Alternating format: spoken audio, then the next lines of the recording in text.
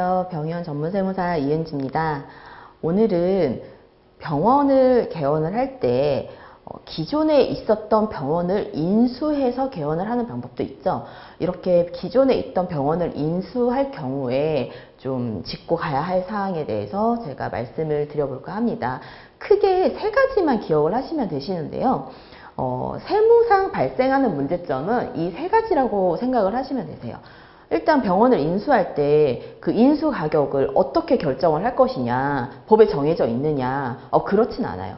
그냥 시세대로 가격을 결정을 하시면 되는데 그 시가가 어떻게 형성이 되어 있을까요? 시가란 이제 사실상 형성되어 있지 않죠. 우리 당사자끼리 그냥 협의하는 게 이제 시가로 볼 수 있는데 법에서는 유사하게 이런 매매 사례가액이 없으면 그걸 시세로 보진 않고 그렇게 시세가 없다고 하면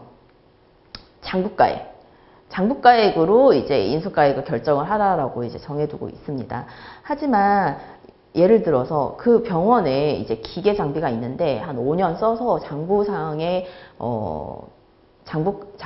그 기계 가액은 1,000원이에요.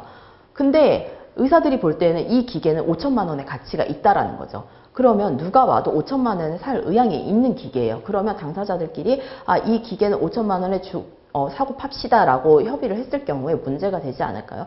문제가 될 수도 있고 안 될 수도 있는데 제일 문제가 안 되게 하려고 하면은 감정평가를 받아서 평가 가액을 이렇게 좀 받아 놓으시는 게 제일 문제가 없으십니다. 그래야 세무서에서도 간섭을 하지 않고요.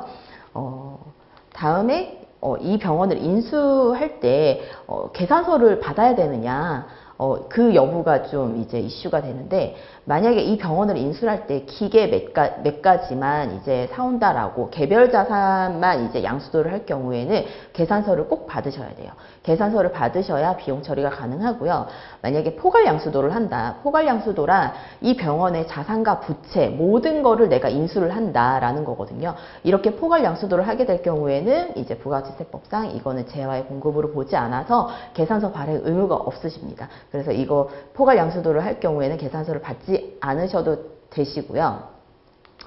권리금을 주고 받죠. 병원을 인수할 때 이미 이 병원의 원장님이, 기존에 있던 원장님이 진료를 너무 잘 보셔서 환자가 이미 너무 확보가 많이 되어 있어요. 그러면 권리금을 주고 들어가게 됐죠. 근데 대부분의 이제 원장님들이 권리금 세무 처리를 잘 안 하세요. 근데 이 권리금 가액이 좀 높으시면은 내 호주머니에서 한 1억이란 돈이 나갔어요. 권리금조로 이제 1억이란 돈이 나갔는데 이거를 비용 처리 못한다라고 하시면 그만큼 절세 효과를 또 누리지 못하시기 때문에 절세 효과를 받으시려고 하시면 내가 지불하는 권리금에 대해서 그 상대 원장님한테 기타 소득으로 원천 징수를 한 다음에 이 원장님의 세금을 내가 징수를 한 다음에 세금을 공제한 나머지 금액만 이제 권리금으로 지급을 하셔야만 우리 병원에서 영업권으로 이제 비용 처리를 할 수가 있고요. 만약에 이 병원의 건물과 함께 내가 포괄 양수도를 하고 권리금까지 이제